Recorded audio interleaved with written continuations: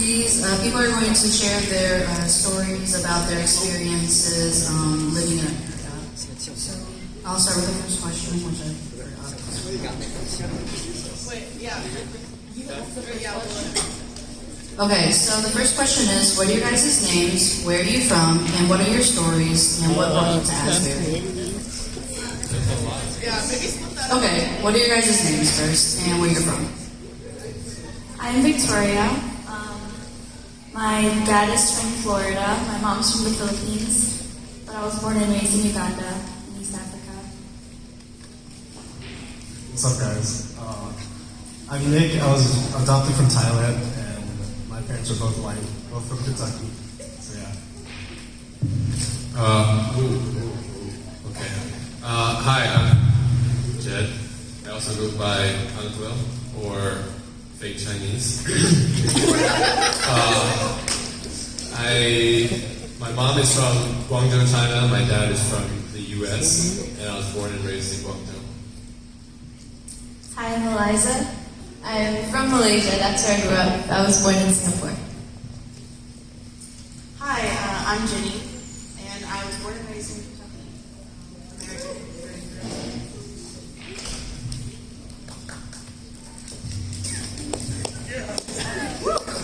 The next question is, what's your story, aka what brought you to Asbury?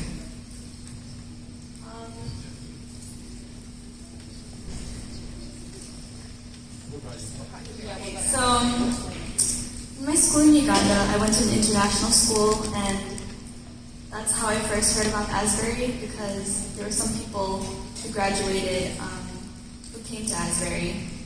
And so, I heard about it from my friends, and I was like, oh, I had an idea of what the school was, but I never really did any research about it or knew where it was located. So eventually, the more I heard about it, I started to get more interested. And my senior year of high school, I decided to do a college visit. And I ended up really liking the campus and the people, and that's what brought me here. So I went to school in Lexington. I went to a small Baptist school, and there we did dual enrollment here at Asbury, so I did that program. So that's how I figured out about Asbury.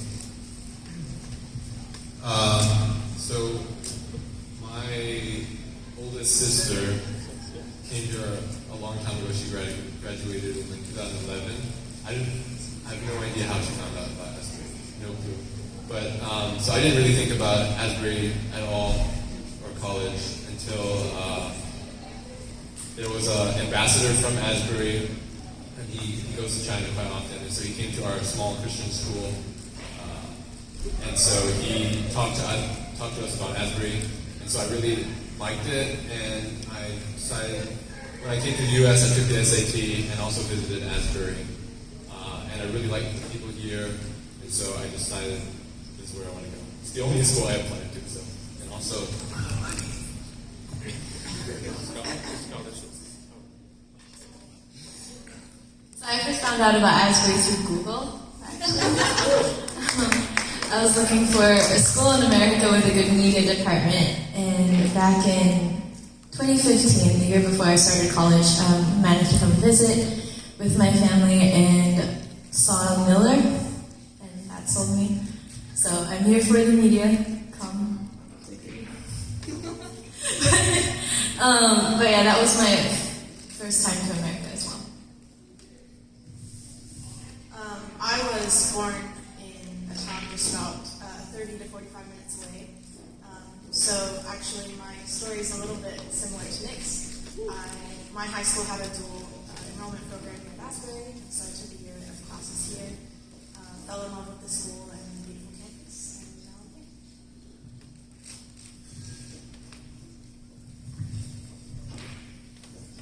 Has there ever been a time or a moment where you have felt minoritized?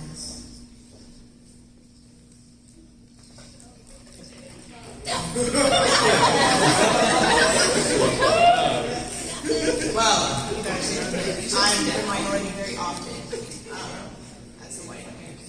No, I'm just kidding. So actually, the town that I was born in is a majority white town, so I was raised always being the majority. We did have a lot of Hispanics that lived there, but I never really experienced being a minority while I was there. However, that changed when I came to Asbury because I met this wonderful group of people called the International Students. And I started hanging out with them. And soon enough, I found myself in many situations where I would stop, look around, and realize I was the only white person in the room, which is a fairly new experience for me. And so I think while it's new and something that I have to get used to, I think it's a good experience for me because I get to kind of step into how it feels to be a minority just in that small situation. So I think it's a good learning opportunity for me to be in those kinds of situations. But obviously, those are few and far between here in America.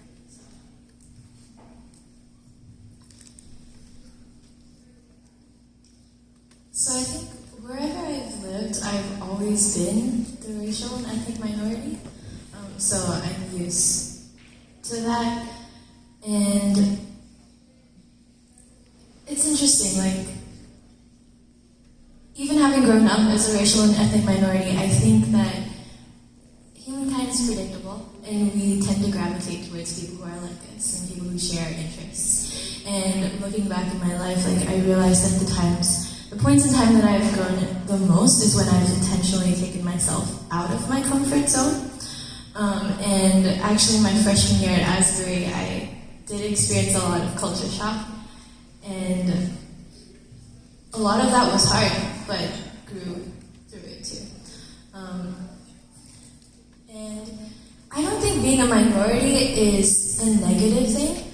Like Jimmy said, actually experiencing that causes you to grow in ways you haven't, and even learn more about yourself and how to be comfortable in multiple situations, to learn how to be more adaptable, more flexible. And it can be hard, especially when people might misunderstand who you are, where you come from, the languages that you speak. There are a lot of questions that I get asked over and over again, like, why do I know English? What type of food I eat, what ethnicity I am. And sure, sometimes it can get tiring answering the same questions over and over again, but it's not necessarily a bad thing, and I think it's a privilege to have grown up in the multicultural settings that I have. I think I've always felt like the minority and the outside, because so growing up in China, I look white. I look foreign to them. And so, or I'm from Xinjiang, so there's a part of China that people look foreign, and so people would think I'm either very foreign or from that place. And so there are lots of names and there's words that they would call me. And so I always felt very outside, at least for a lot of my childhood. And then coming here, I don't automatically fit in with Americans because my whole world and worldview and ideas do not fit in with them. And so in that sense, in the classroom or on campus, it's very easy to feel minoritized. And so like Eliza was saying, it's not a bad thing, and it's definitely not a bad thing, because you can be someone who influences other people and teaches other people what it's like and your cultures and where you come from. But also, it's important to have a core group of people that understand you, or else you just always feel alone. And so, it's also, I'm glad I have like lots of close friends who understand what it's like to be outside the culture. Even if like there's a place where they feel inside, they understand what it is like. And so I've been thankful to have that group of people here. Such a blessing. And so, yeah. My story is kind of similar to Jed's. He grew up in China, I grew up in America. So, off the bat, as you can tell, I'm not white. So, I went to Christian school, and I was the only Asian in my class. So I was the butt of all the Asian jokes, Asian stereotypes. So everything, I got used to it, and I got callous to it a lot, and it made me kind of reject where I'm from, like my background. So that's that. I don't know, when I came to Asbury, I was still in the mindset of just, I don't care where I'm from, I just want to be like everyone else. So that was my first year. And then something changed sophomore year, and I began to search where I was from. Search like all the Asian culture that I did not grow with. And through that, it was a really just helpful experience because I found people who were like me, but in just opposite settings. And I fell in love with the internationals, just like the different groups here at Asbury. And I'm really like thankful for that. And so yeah, that's that. So I think for me, kind of just all my life, I knew, like when people ask me where I'm from, it's really confusing because I have to explain like kind of my whole life story. But I've kind of always felt like since I'm American, I don't really fit in with the Americans, but I'm also Filipino. But I don't really fit in with the Filipinos. The only place where I've actually felt truly at home is when we're around people who kind of like have a worldview like me, so they understand what that experience is like. So, like I was saying, I grew up in an international school, and I honestly I never even thought about it that we're all different, or even here a lot of my close friends are international.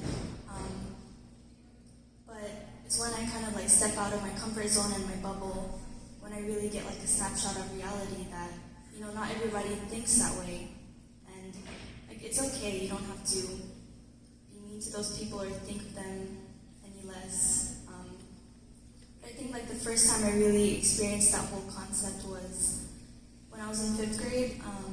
My family moved to the U.S. for about a year, and I kind of just got like that whole culture shock, and it amazed me that a lot of people in like the small public school I went to just thought really narrow-mindedly, and they kind of all seemed the same to me, and even like living here now, sometimes when I look at people who are not like me, I'm like, oh, they're all the same, like they all dress the same, they all value the same things, but at the end of the day, like they are people too, and I mean, it just makes me thankful for my experience.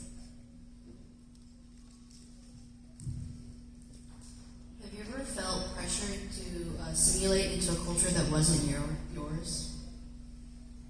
Who wants to start?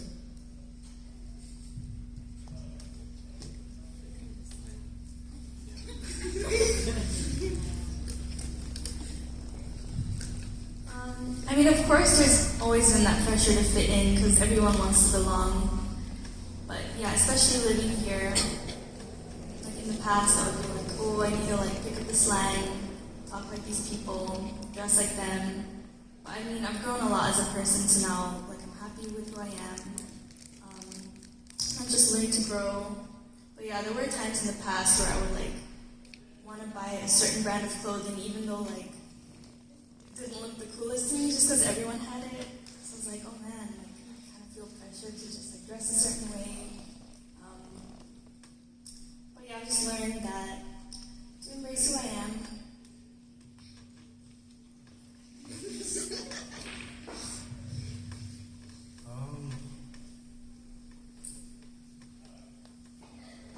I guess in elementary and high school, that's what I did.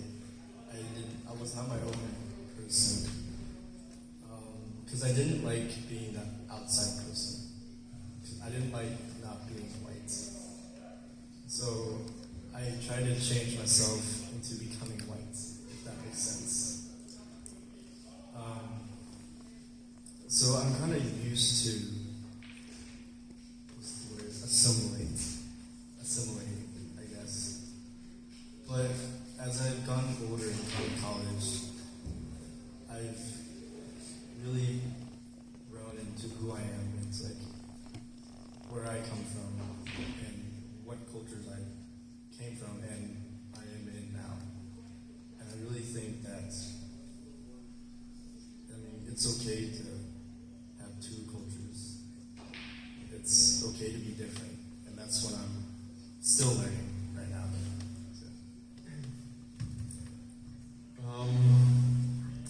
I feel like assimilating and blending into the background of other people's culture is completely a part of me. There's when I was in high school, there was a Japanese proverb that I heard. It says, "A man is whatever room he is in." And I was like, oh yeah, that's so me. And I sort of like taken that on. And I feel like it's a part of my personality, and it may be even part of like my culture. But whatever room I'm in, whatever group of people I'm in, I will try to change myself in order to make them comfortable. So however they're talking, however they act, I'll try to blend into that so that they'll be comfortable and I'll be comfortable. I'll be able to fit in. And so that's always been how I've lived. And in some ways it's a good thing, in some ways it can be a bad thing if you do that to such a point where you lose yourself and you lose your identity and you begin to have no real sense of self. You're just whatever group you're in. And so that's really something I've struggled with as I think about identity and who I am, because like I've never known who I was, like, because I'm born in China, I'm half American, I'm half Chinese, so what really am I? If I'm not American enough, if I'm not Chinese enough. So that's been my whole life, and so I've learned, or I am still learning, to come to terms with the fact that I don't have to be 100% American, I don't have to be 100% Chinese. I can be that 50-50, I can be whatever I am, whoever I am, and still live into that. And I think God can use me through that. I think it's natural to want to fit in, especially. Clearly, I missed something. I think it's natural to want to fit in, especially to a majority culture. But I really feel like the pressure to assimilate is something that I've often put on myself. And times when I've actually felt culture shock is times when I've expected myself to fit in. So I've traveled quite a bit, but I've only felt culture shock in two places, Malaysia and America, because I was placing that pressure on myself to feel at home or like one of the people that I was around. And just wasn't 100% like everyone else. But then that begs the question, do I have to be like everyone else? And so I'm still very much in the process of that, but I'm trying to move from just fitting in to actually like coming to terms with, like Jed said, like being adaptable and being able to be like people in the room. That's a good thing, as long as you don't lose who you are. So holding in tension that sense of identity and ability to adapt. And I've actually spent after studying abroad in the Middle East, I was thinking about what home means to me. And I actually spent an entire summer back in Malaysia and experienced a ton of reverse culture shock, and I journaled a lot about it and prayed about it, and it's just what is home? My sister and I were at a coffee shop just talking, and then a waiter came by and asked us, "Where are you guys from?" And I said, "Well, we live 20 minutes away." And he said, "I thought you guys were foreigners because of how you're speaking, because our accent has changed over the years." But in America, I don't feel American. I definitely didn't grow up here. So I had to very much come to terms with just the multifaceted nature of my cultural identity. But to a degree, we are all multifaceted. And why not move from a pressure that we place on ourselves to just embracing that diversity within ourselves? And what I'm trying to do with a lot of help from like community is to move from a sense of instability to looking at my past and my background and my history as something that can allow me to build bridges between people. Because my past, even the pain of my past, has allowed me to be able to relate to some people in ways that maybe someone else can't. And similarly, someone else would be able to relate to another group of people in a way that I can't. So why not tap into that for God's glory and for my own growth as well? Well, in order for me to answer this question, I think I have to fill you guys in a little bit on why I'm even up here on this panel. So I was asked to be on this panel kind of to give a different and unique perspective on Asian culture in America, coming from the standpoint of a Caucasian American. So rather than growing up in Asian culture or experiencing it when I was young, I actually discovered a love for Asia and its many different cultures in high school. And from there stemmed a lot of different interests, and a lot of time was spent on studying Asia and lots of different languages, and stuff like that. And while I can't say that I was ever pressured to assimilate, because I am American, and I grew up American, and that is my culture, I definitely did feel pressure with and backlash from not liking things or liking things that are different.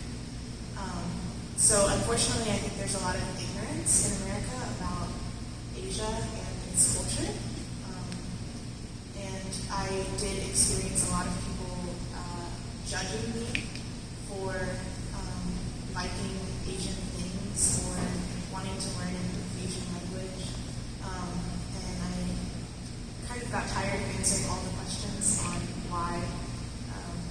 why are you spending your time learning Korean? Why are you even interested in this? Like, what about this even means anything to you?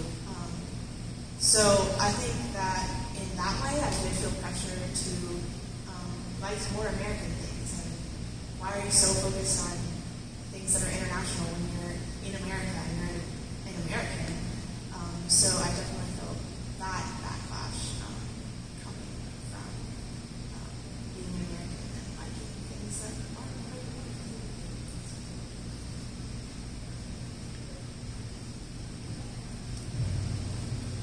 What does the phrase "the Asian experience" mean to you?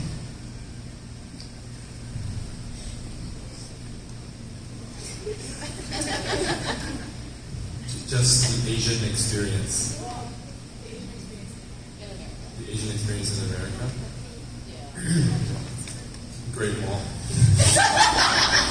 Wow. That's so sad. The Asian experience in America. I can't speak for every Asian here, but coming here, from my perspective and how I feel, it's like there's a lot of culture shock for one, and the way that I think a lot of Asians tend to deal with it is internally. Like, even if you feel like this is weird, this is bad, you don't say anything.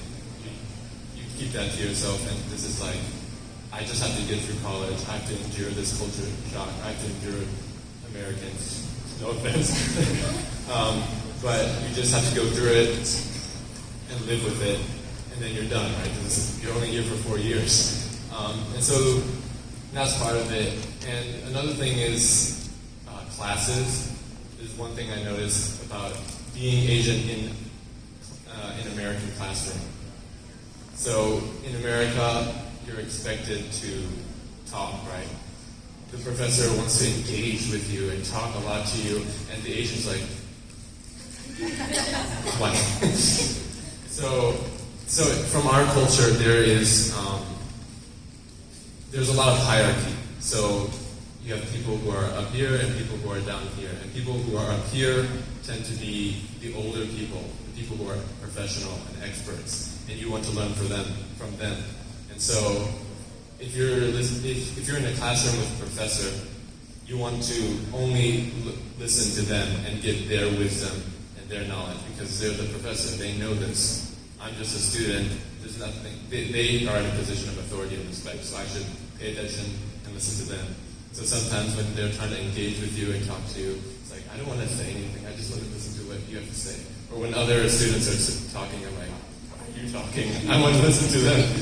So that was a strange thing to deal with because not all of the professors know that that's part of the Asian culture.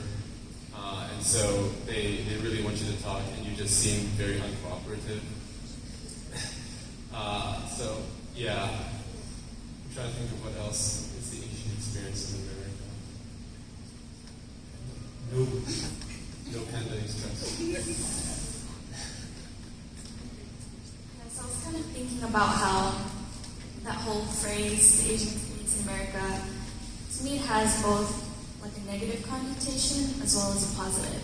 So for the negative one, I think that America kind of likes to take other cultures and make it their own. Like you guys were mentioning, like Panda Express, so like something as simple as a restaurant, or just like a bunch of other things. So that can kind of be like the negative aspect towards it. They're kind of just trying to take a culture and make it theirs. But at the same time, like the positive side is, as a Filipino, there's a lot of places where there's like Filipino communities. So whenever you what I really love about Filipinos is like you can just become friends with anybody and you act like you're best friends and that like your families grew up with each other, even if you met them at like the supermarket, and then they'll introduce you to more Filipinos and eventually you'll get like invested in the community. So just wherever I've gone to, there's always like a good community of people to surround myself with and make friends. Unfortunately, like at Asbury, there's not really a lot of Filipinos, but it's okay. But even simple things like going to a restaurant with food that actually tastes like authentic, that can be like a great experience in America and just like remind me of home and like my mom's cooking.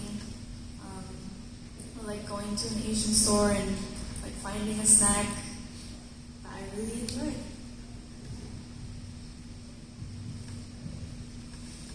I'll be honest with you guys. I hated being Asian in America. I absolutely hated it. I wanted to be white so bad. Just because I was so different from everyone else. Even growing up in America, I can agree with Jen with the teacher aspect. Like, I hate talking in the classrooms, and I don't. Yeah, that's that. And then I've been hurt by a lot of ignorant Americans, partially being, some of them being my own parents.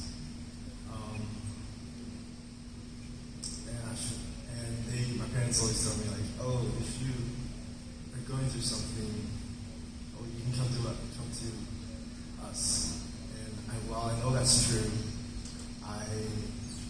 for me, I did not believe that just because I was adopted. And I felt like I was so different from them that they would not just understand me. And so, just being at Asbury has helped me grow to love where I've come from. And that's been so helpful for me with my Christian life, my walk with God, and just being more confident in who I am. Because I've spent all my life hating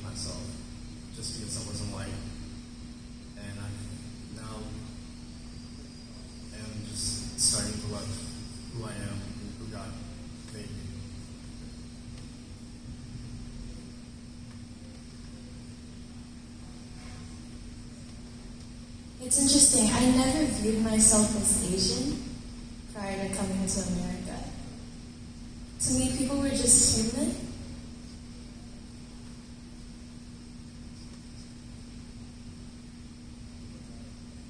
My experience has been navigating stereotypes, trying to not. Some stereotypes obviously are partially true, but not feeling like, like that is the truth or that I have to buy into them. And struggle of finding food, definitely very real. But I think there's a danger with even the phrase the Asian experience, well, to me seems a little limiting. Because the Asian experience implies one experience and a collective experience. But I think everyone's experience is different. And your experience, honestly, is more dictated by your choices in life than the people around you, or even the circumstances around you. And there are plenty of Asians that, understandably, but there are plenty of Asians who withdraw from the majority culture or from other peoples and live within what some people might call the Asian bubble. And while that can be comfortable, that may not necessarily be embracing all parts of who you are, and that spans to all ethnicities as well. And even outside the topic of race, we do this to in other areas as well. And the topic of classroom etiquette. I was one of those students who hated talking in class. The first time I was asked to speak on mic, I was just telling the story last week. It was in an online class in high school. I burst out crying, ran into the other room, and made up some excuse for bad internet because I could not introduce myself over mic. I was that self-conscious. And it was just over the years that I slowly developed that sense of confidence, and then went for speech and debate, and very much during high school had a Western education, even though I was still living in Asia. So that has become part of who I am. And if I were to subscribe to all the quote-unquote Asian stereotypes, I wouldn't even be who I was fully. So why fit in? Still very much love Asian culture and miss Asian food and people.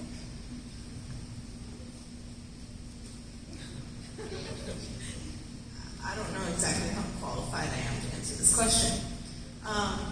But I will point out that as I did start to learn about Asia and its different cultures, I definitely did become a lot more culturally aware of what was going on around me. And unfortunately, this came to the conclusion of realizing just how ignorant some of the people around me were. And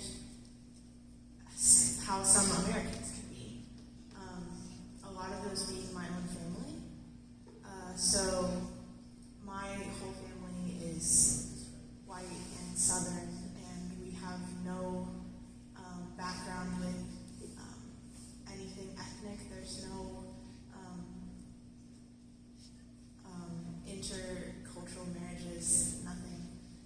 Very little exposure to other cultures. So I've become a lot more aware of stereotypes and how they present themselves, and how things that I used to see as harmless can actually be quite harmful when said to the wrong people and at the wrong time. Because oftentimes we aren't aware of what other people have gone through. And so what we see as harmless jokes or harmless stereotypes can actually hurt others quite a lot. And I have grown to understand at least a very, very small bit of what people from other cultures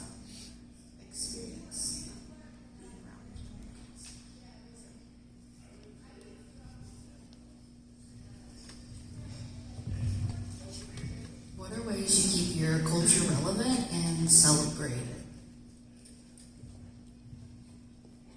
So it's mostly when I'm with my family that our culture remains relevant. I think a good example would be Christmas. So the way we celebrate Christmas in my house is the Filipino way. We open our gifts on Christmas Eve and we have like a big party. Whereas I think in America it's like Christmas morning. So yeah, even though we live here and we kind of like Christmas is a really big thing here, we kind of just keep doing our own thing. And we celebrate like a lot of Filipino events throughout the year. Just, I guess food is another big thing. Like just eating like international food just helps me remember to keep embracing my culture.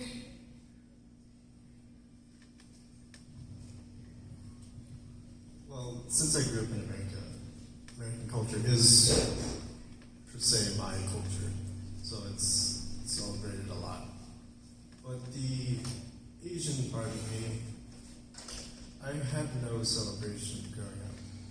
So coming to college and learning, or getting to know people from different countries, and learning essentially how to be Asian, I guess, was eye-opening for me, I guess, because that's a part of who I am, is Asian. And learning about the language, the different holidays in Asia, or in each country, and just like the culture itself was really helpful for me. And I guess a way for me to stay connected to Asian culture is to always have an open mind about different cultures that I learn about, and the friends who I surround myself with, like what can they teach me about the culture I did not grow up with? So that's how I keep celebrating my Asian culture. Food is definitely a big one because in a lot of Asia is very collective, and so we like to be together. When we eat, we're always together, like most of the time. We eat together and for the sake of being together. And so, especially here, it's difficult to get like food that is authentic, especially when you're isolated here and you can't drive and you're broke. So, yeah. So you have to make friends who drive.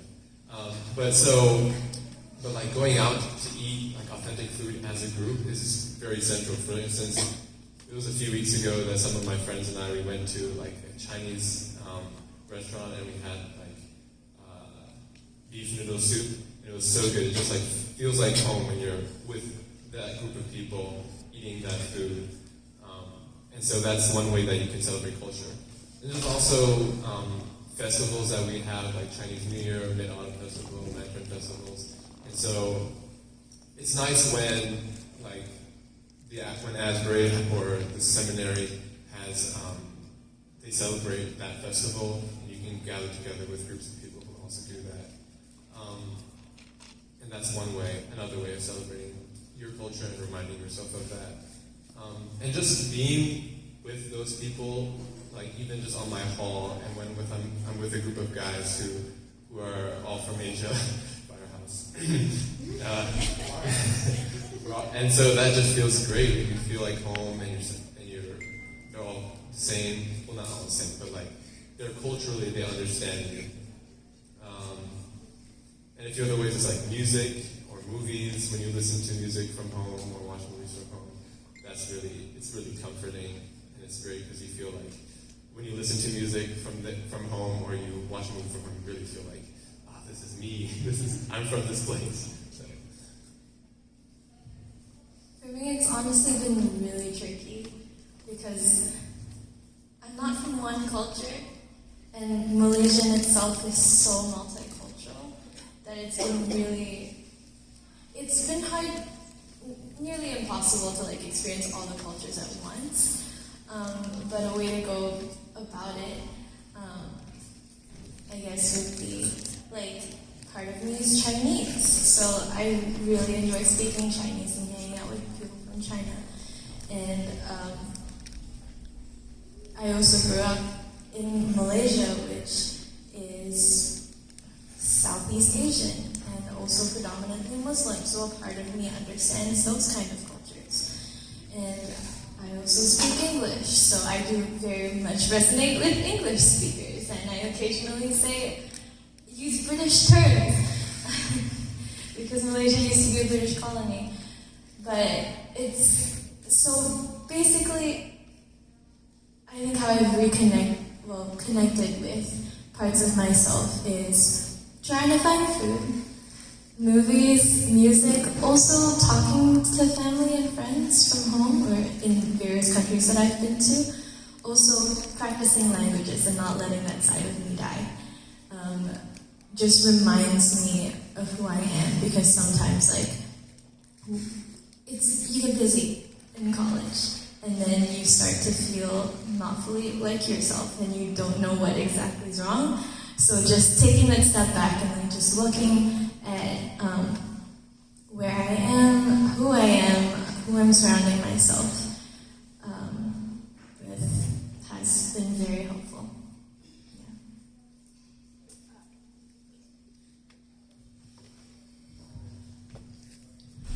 That's my end of the questions, but if you guys have any questions for our panel, you can ask them. Peter? So, all of you who said, like, come to America, one of the things that you felt my time was the culture shock. Can you inform to us more about what culture shock that you experienced and you wish some fellow American friends knew about this to help them understand about you guys? I think when people make jokes that are not that appropriate, for example, I get teased a lot for my eyes, even though they're not that small. I remember one time it was picture day, and I was smiling, and the woman who was taking the picture told me to open my eyes. So that's why I kind of get self-conscious when I smile with teeth, because my eyes squint, but that's just the way I was made. Even sometimes I get teased because I don't really look Asian. So people will say yeah, oh, you're from Asia, you don't look Asian, you don't sound Asian, or I can't even really speak the language. So that's another way to get teased. I was taking a picture and my dad told me to open up my eyes. And I said I can't because of your genetics.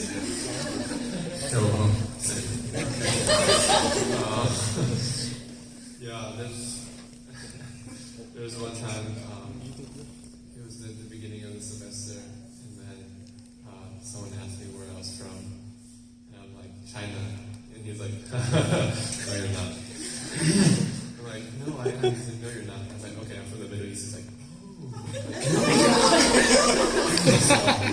Yeah, there's that, people not believing you, which is, that's normal. I get that in China too. I even have friends, can you believe I have friends who call me not Chinese, fake Chinese, Close friends who've known me for years. It's really interesting. Yeah. I'm trying to think, there's a lot of culture shock, especially when there are some people who think I've been asked lots of weird questions about China, do Chinese people always wear those kind of hats, and then are all Chinese people farmers? And then there are also people who and this is, so people will ask me what kind of weird food you eat. I had an Egyptian friend who, he's not here, okay. He asked me if we eat cockroaches in China. Yeah, we do. We do eat a lot of weird things, but yeah. Yeah, there are some times where people can be very insensitive about, and they'll ask you things, and normally, like, they don't normally bother me because, like, that means they're curious, right? They want to know more, which is a good thing. And it's okay when other Asians like make jokes about ourselves, like Peter just now made a joke about China, and I'm okay with that. But then when you have like people who have never experienced that, who don't know anything about your culture, and they make fun of it, and then it's like, you don't know about it, so you can't make fun of it.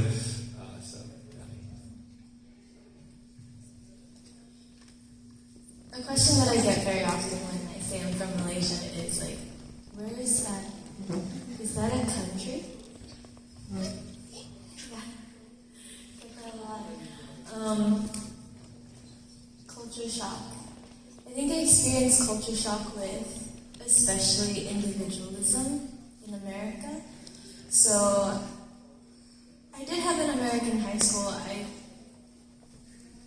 pick up on accents quickly, but I was still very much used to living in a predominantly collectivist culture, and to come here and be like left on my own completely at 17 was culture shock for me, and taught me very much how to reach out and ask for help and even become independent. So that was very much a point of culture shock. I think American hospitality was culture shock to me.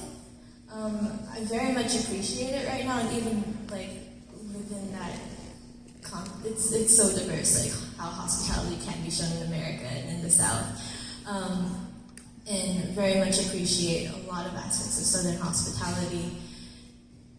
But it also is different, like how hospitality is shown all over the world. So that was a point of culture shock for me. And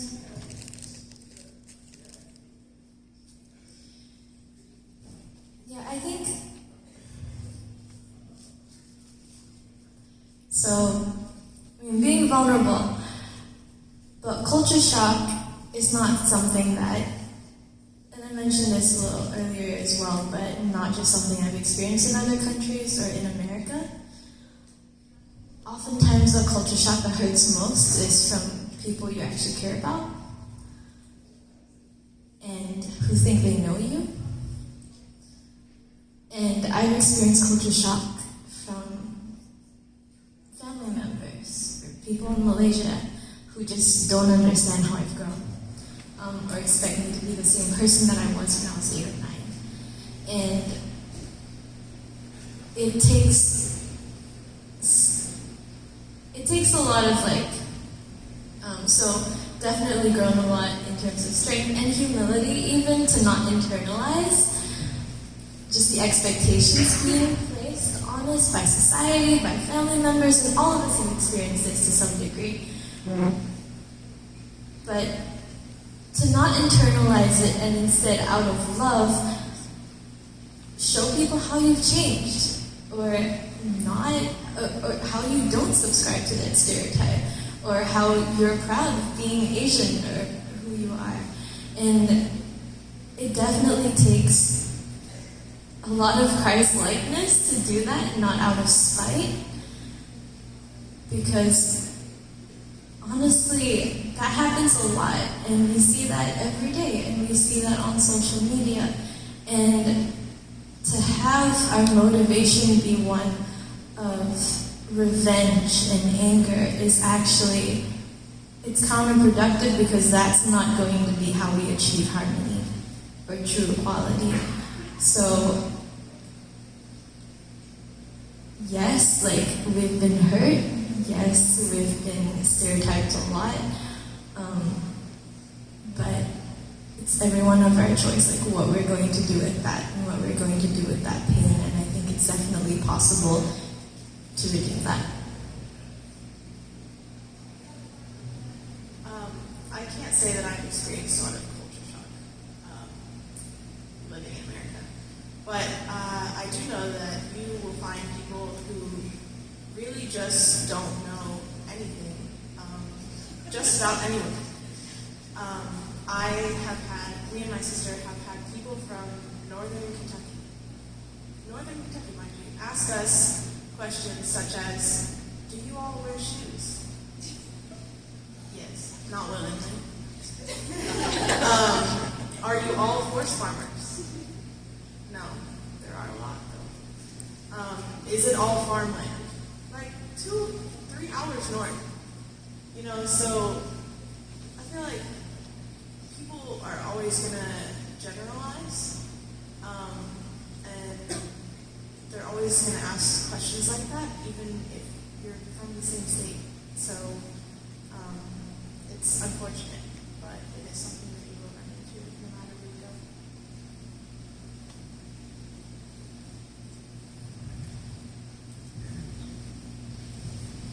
Well, it is time. Sorry. If you have more questions, they will probably gladly one-on-one talk to you. I don't know.